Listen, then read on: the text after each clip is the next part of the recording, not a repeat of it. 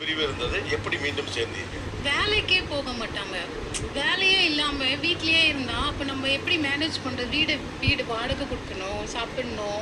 ஒரே வீட்ல இருக்கோம், பேசிக்க மாட்டோம். ஏன்னா வெளியில சொல்ல முடியல. ஏன்னா ரிலேஷன் கிட்ட போயிட்டு ஏன்னா எங்க அம்மாவும் அப்பாவும் ஒண்ணா இல்லாதனால நமக்கும் பாரு அம்மாவும் இப்படியே பொண்ணும் இப்படியே அப்படின்னு சொல்லிட போறாங்க அப்படின்னு சொல்லிட்டு யார்கிட்டயுமே என்னால சொல்லவும் முடியாது. வீட்டுக்குள்ளே இருப்பீங்க, ஆனா பேசவே மாட்டீங்க. நிறைய நாள் பேசவே மாட்டேன். அந்த குழந்தைய வச்சு தான் நாங்கள் வந்து அவனுக்காக மட்டும்தான் அவர் கூட இருக்கணும் அப்படின்னு சொல்லி அதுக்கப்புறம் அவரும் ஃபீல் பண்ணார். அவரோட சூழ்நிலையை நம்ம புரிஞ்சுக்கிட்டு அதுக்கப்புறம் தான் இப்போ தான் கொஞ்சம் ஸ்டடி பண்ணி வந்திருக்காங்க.